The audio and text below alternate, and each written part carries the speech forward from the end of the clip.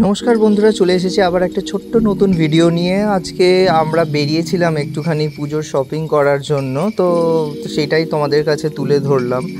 তো আমরা চলে গেছিলাম গড়িয়াহাটের বাজার কলকাতায় আমার মেয়ের কিছু শপিং করার জন্য, মেয়ের জামা দেখার জন্য। কিড সেকশানে চলে গেছিলাম। দেখতে পাচ্ছ প্রচুর ছোট্ট ছোট্ট পুচকে পুচকে ফ্রকস এখানে দেখতে পাচ্ছ, কালারফুল ফ্রকস। এমনিতেই কিড সেকশন মানে প্রচুর ফ্যাশনেবল এবং কালারফুল। সে যেখানেই যেই মলেই আপনি যান, গেলে আর ওখান থেকে বেরোতে ইচ্ছা করে না। তো আমি সিলেক্ট করার আগে ভাবলাম তোমাদের কাছে একটু তুলে ধরি যে কীরকম কালেকশন রয়েছে। বাজার কলকাতার যে কোনো আউটলেটে যাবে তো তুমি সেমই মোটামুটি পাবে। আর এটা কোনো প্রমোশন না, আমার পার্সোনালি ফেভারিট বাজার কলকাতা। বাজার কলকাতা থেকে আমি প্রচুর জামা কাপড় আগে কিনেছি, কলেজ লাইফ থেকেই কিনছি। তো আর এখানে রিজনেবল প্রাইসও আছে, খুব হাই ফাই দামও হয় না। আমার পার্সোনাল ফেভারিট। তো আমি যেহেতু বালিগঞ্জে থাকি, গড়িয়াহাটের বাজার কলকাতাতেই যাই। তো ওখান থেকে কেনাকাটি করার পর আমি একটু চলে গেছিলাম মেন সেকশানে, নিজের জন্য কিছু কিনবো। যদিও আমি ভীষণ শপাহলিক, আমি প্রচণ্ড শপিং করতে পছন্দ করি, কিন্তু আমার পুজোর কাছাকাছি আমি জেনারেলি করি না, এত ভিড় হয় বলে। আমার মোটামুটি সারা বছর ধরে শপিং চলে। তো আমি মোটামুটি জানি, আমি টুকটুক করে আমার অফিস কাছে বলে আমি এসে এসে দেখে যাই এখানে যে কী নতুন কালেকশান এলো। তো মোটামুটি আমার হয়েই গেছে শপিং। তাও আমি ভাবলাম একবার যে ঢো মেরেই যাই যে কী কী জামা কাপড় এসছে, কী শার্টস এসছে। তারপর ওখান থেকে একডালিয়া এভারগ্রিনে দেখো প্যান্ডেল তৈরি হচ্ছে। একডালিয়া এভারগ্রিনের প্যান্ডেল তোলার পর আমরা চলে গেলাম গড়িয়াহাটের একটা ছোট্ট আইসক্রিম পার্লার, বলবো না, এটা ফুটেই বিক্রি হয়। এই দাদা বিক্রি করেন, ইনি গড়িয়াহাট মোড়ে নবরূপা বলে একটি মেকআপের দোকান আছে, অনেক পুরনো আনন্দ মেলা, যেখানে যারা গড়িয়াহাটে বাজার করো তারা আসো, যারা তারা জানতে পারবে। তো এখানে ওর বাইরেই, ওই নবরূপার বাইরেই বিক্রি হয়। তো আমরা যখনই যাই মোটামুটি 2-3টে আইসক্রিম খাই, আলাদা আলাদাভাবে নিই যাতে আমরা সব রকম টেস্ট করতে পারি, আমরা একই আইসক্রিম নিই না। তো আমরা টুটি ফ্রুটি আর ব্ল্যাক কারেন্ট ফার্স্টে নিয়েছিলাম। তো তারপর আমার ওয়াইফ বলল যে আরেকটা নিই, আর এত কালার, এত ইয়ামি দেখতে যে মনে হয় একসাথে অনেকগুলো কোন নিয়ে নিই, বাট সেটা তো পসিবল না।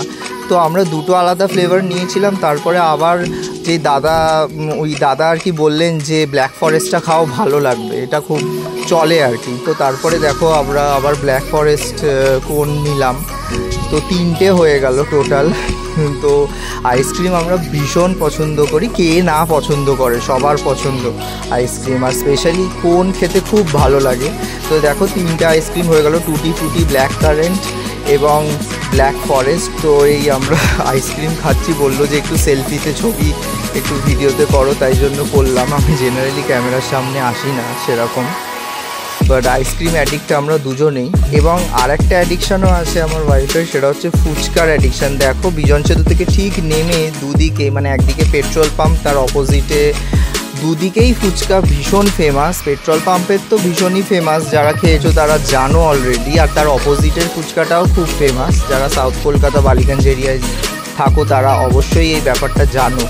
যারা জানো না তারা অবশ্যই এসে এখানে ফুচকা ট্রাই করো। তো আমরা পেট্রোল পাম্পের ওখানে গেছিলাম, বাট ওখানে ফুচকাটা এত ভিড় ছিল যে আমরা তাই জন্য রাস্তা ক্রস করে চলে এলাম অপোজিটে।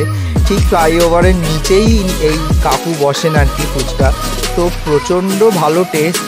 যদিও আমি পার্সোনালি একদমই ফুচকা লাভার নই, কিন্তু তিনি এত সুন্দর ফুচকা তৈরি করেন, মাঝে মধ্যে খেলে খাওয়াই যায়। বাট আমি পার্সোনালি ফুচকা পছন্দ করি না, আমার ওয়াইফ প্রচণ্ড ফুচকা লাভার। তো বললো যে চলো, যদিও আমরা আগে আইসক্রিম খেয়ে তারপর আমরা ফুচকাটা খেয়েছি, আগে ফুচকা খেয়ে তারপর খাওয়া উচিত ছিল, কিন্তু আমরা বাড়ি ফেরার সময় আগে আইসক্রিমটা গড়িয়াহাট থেকে খেয়ে নিয়েছি, তারপর আমরা ফুচকাটার দোকানে গিয়ে ফুচকা খেয়ে তারপরে মানে সে চোখে নাকে জল বেরোচ্ছে ওই অবস্থা আমরা বাড়ি ফিরি। আমাদের কাছে জলও ছিল না। তো মোটামুটি 30 টাকার মতন খেয়েছি, তারপরে ফাওটাও দেয়।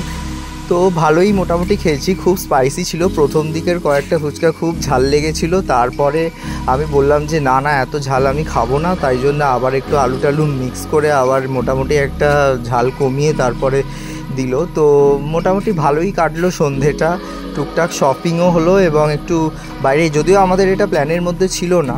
তো চলে আসছি আবার পরের ভিডিওতে অন্যদিন, টাটা।